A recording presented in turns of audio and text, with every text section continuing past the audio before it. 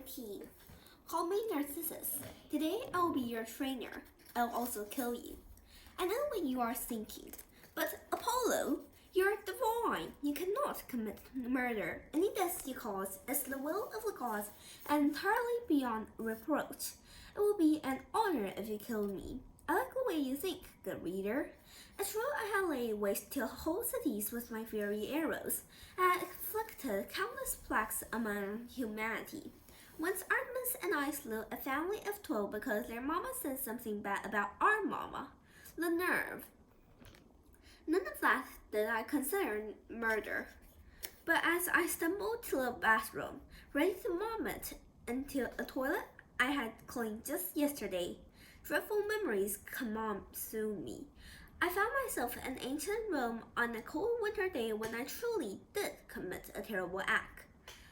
A bitter wind swept through the palace halls. Fire scattered in the braziers.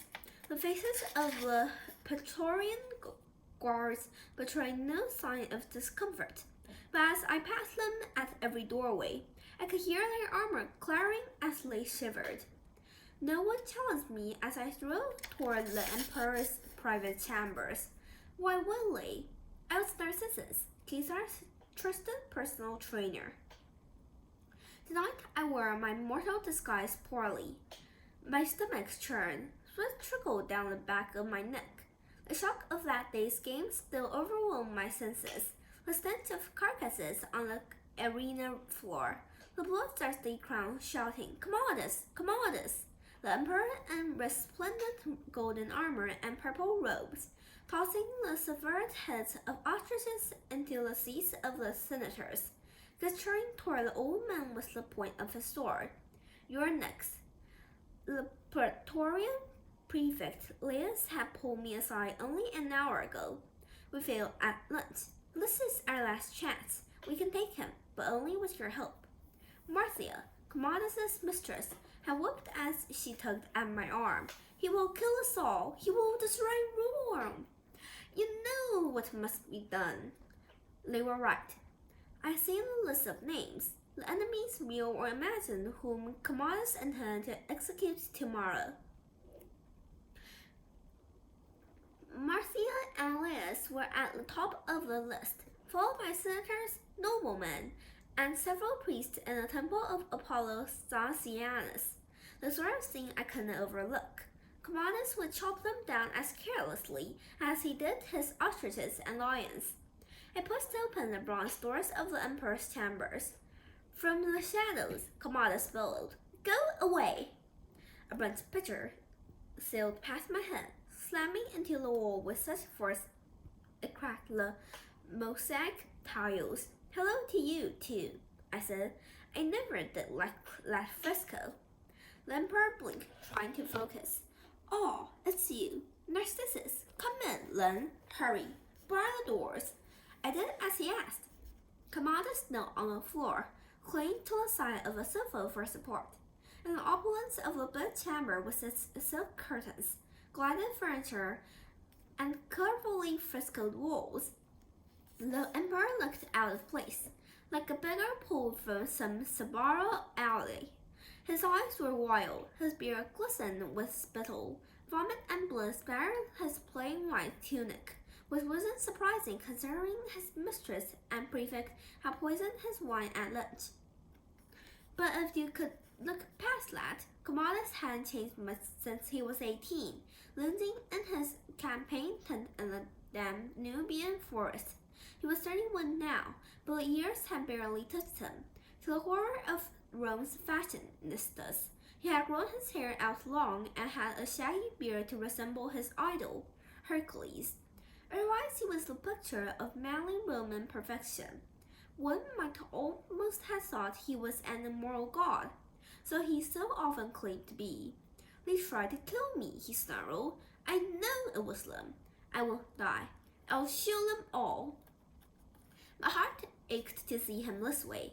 Only yesterday, I'd been so hopeful. We've practiced fighting techniques all afternoon. Strong and confident, he wrestled me to the ground and would have broken my neck if I'd been a regular mortal. After he let me up, We spent the rest of the day laughing and talking as we used to in the old days. Not that he knew my true identity, but still, disguised as Narcissus, I was sure I could restore the Emperor's good humor and eventually rekindle the embers of a glorious young man I had once known. And yet this morning, he woken up more bloodthirsty and manic than ever. He approached cautiously, as if he were a wounded animal. You won't die from poison. You're much too strong for that. Exactly. He pulled himself up on a crouch, his knuckles white with effort. I'll feel better tomorrow, as soon as I behead those traitors. Perhaps it would be better to rest for a few days, I suggested. Take some time to recuperate and reflect. Reflect? He was from pain. I don't need to reflect, Narcissus. It will kill them and hire new advisors. You, perhaps. You want the job? I do not know whether to laugh or cry. While Commodus concentrated on his beloved games, he turned the powers of state over to prefects and cronies, all of whom tended to have a very short life expectancy. I'm just a personal trainer, I said. Who cares? I will make you a nobleman. You'll rule Commodiana. I flinched at the name. Outside the palace, no one accepted the emperor's rechristening of Rome. The citizens refused to call themselves Commodians. The legions were furious that they were now known as Commodianae. Commodus's crazy proclamations had been the final straw for his long-suffering advisors. Please, Caesar, I implored him, arrest from the executions and games.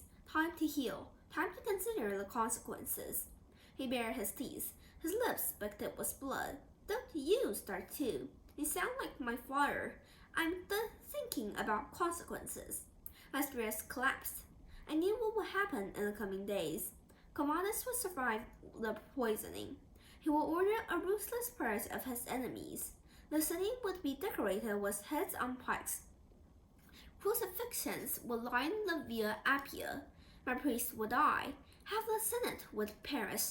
Rome itself, the bastion of the Olympian gods, would be shaken to its core, and Commodus would still be assassinated, just a few weeks or months later, in some other fashion. I inclined my head in submission.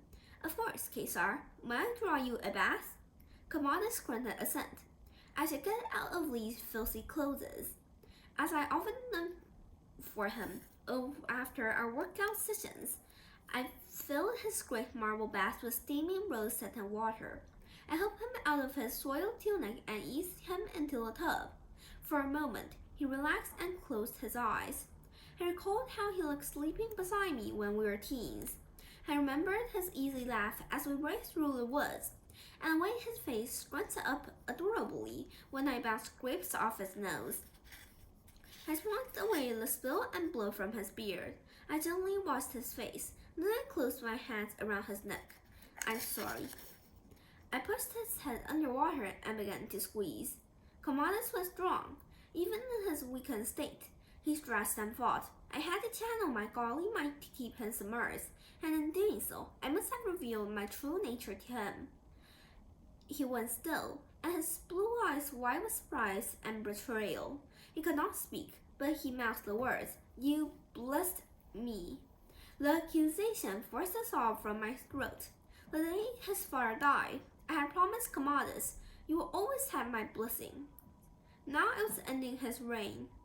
I was interfering in mortal affairs, not just to save lives or to save Rome, but because I could not stand to see my beautiful Commodus die by anyone else's hands. His last breath bubbled through the whiskers of his beard. I hunched over him, crying, my hands around his throat, until the bath water cooled. Bro Marcus was wrong. I did not fear water. I simply couldn't look at the surface of any pool without imagining Commodus's face, stunned with betrayal, staring up at me. The vision faded. My stomach heaved. I found myself hunched over a different washing basin, a toilet, and a way station.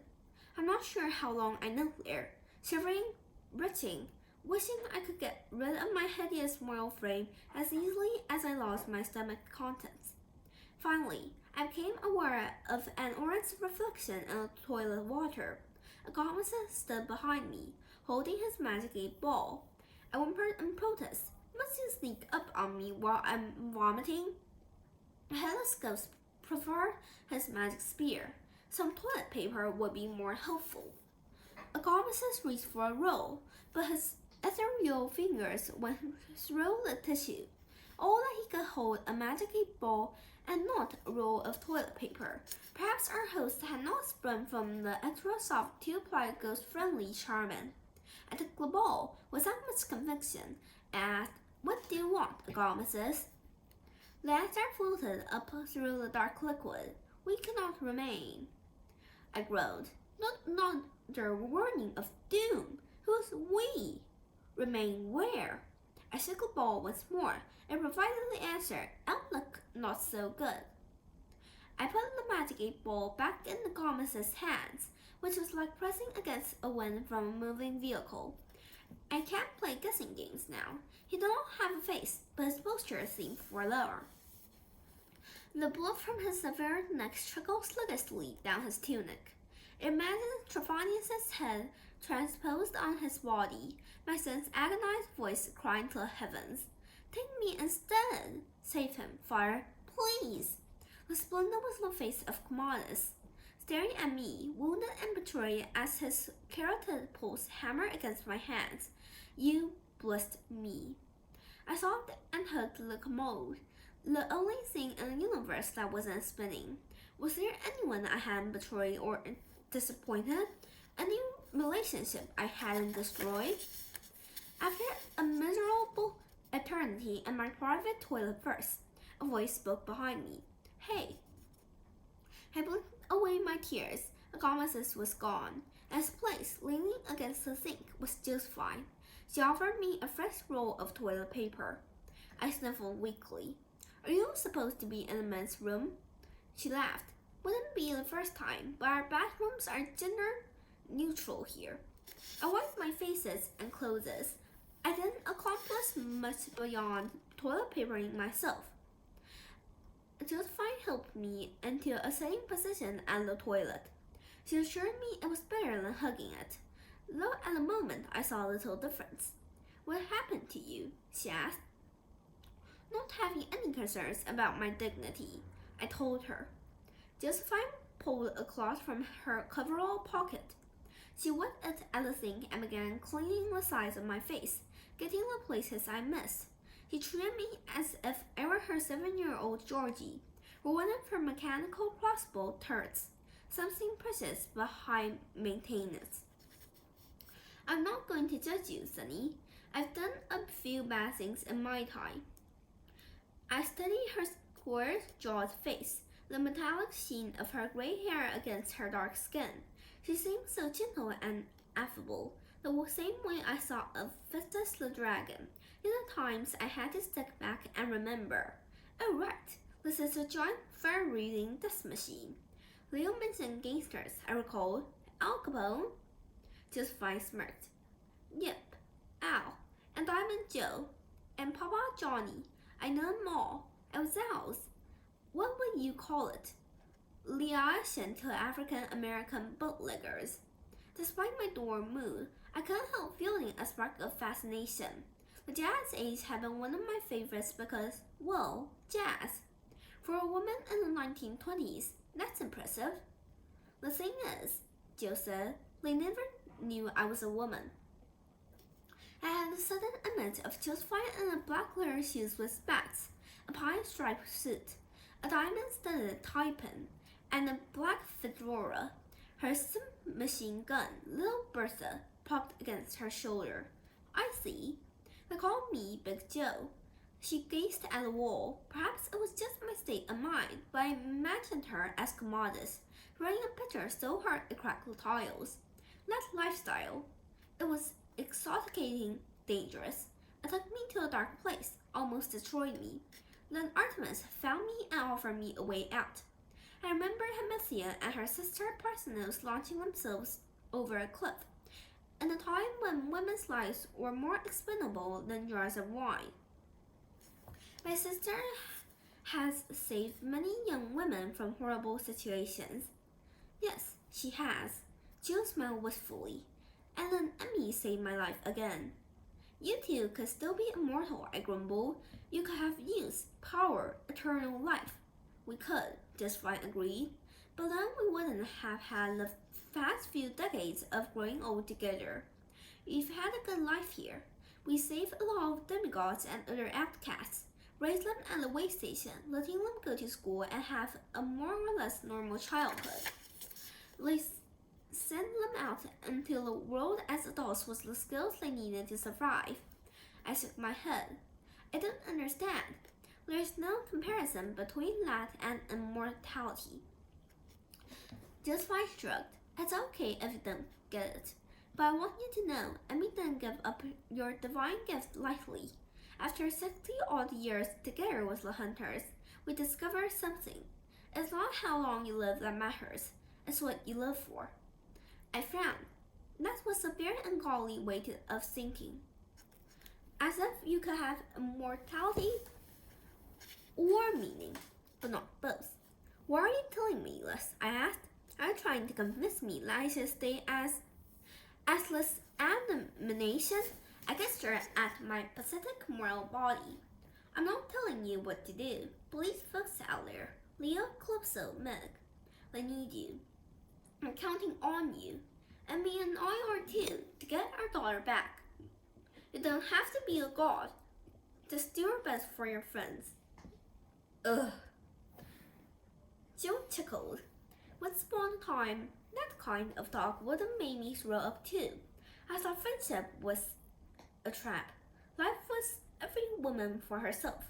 But when I joined the Hunters, Lady Martis told me something. You know how she first became a goddess? I thought for a moment. She was a young maiden running to escape the king of Crete. To hide, she dreamt of visiting it in the harbor, didn't she? Instead of drowning, she was transformed. Right. Jill intertwined her fingers like a cat's cradle. This can be traps, but they can also be safety nets. You just have to know when to jump in. I stared at her. I waited for a moment of revelation when everything could make sense and my spirits would be lifted. Sorry, I said at last. I have no idea what that means. That's okay. She offered a hand. Let's get you out of here. Yes, I agreed. I'd like a good long sleep before I trip tomorrow. Jill grinned her affable killing machine smile. Oh no sleep yet. You've got afternoon chores, my friend.